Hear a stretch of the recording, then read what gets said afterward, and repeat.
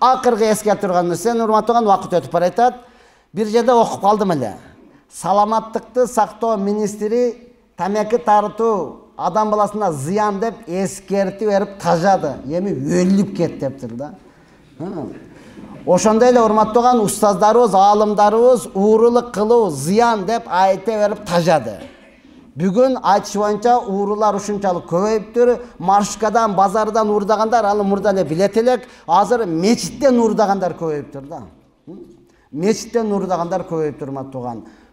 Ошондуктан биринчиден ооба биз өзүбүзгө сак болойлу, кошунаны уру тутпайлы, кийимиңизди илгенде тараталып атканда өзүңүзгө бекем болуңуз, сак болуңуз урматтаган.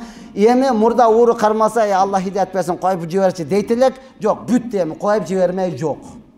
Кармадыңызбы, ошол заматта милицияны чакырыңыздан, сразу ошого карматыңыз. Алар өздөрү закон менен сүйлөшүп алат. Анан аладагы акчасын алып кое берет, ал жак ошонун иши. Макул, биздин экинчи вариантка өтөйүл да эми урматтаган. Буга чейин дуа кыла берип тажадык уже. Ол өзү да хидayet болбогондон кийин, өзү да оңолуу ниети жок болгондон кийин, демек оңолбойт экен. Эми биз не кылабыз? Ошолорго беребиз. Жакшы ниетте, алхамдулилла, ошого беребиз, алар өзүнүн законуга салат, эмне кылат болсо, жоопкерчилик ошондой. Биздин эми жардамыбыз мына ошол болсун. Даярбыз, иншалла бардыгы.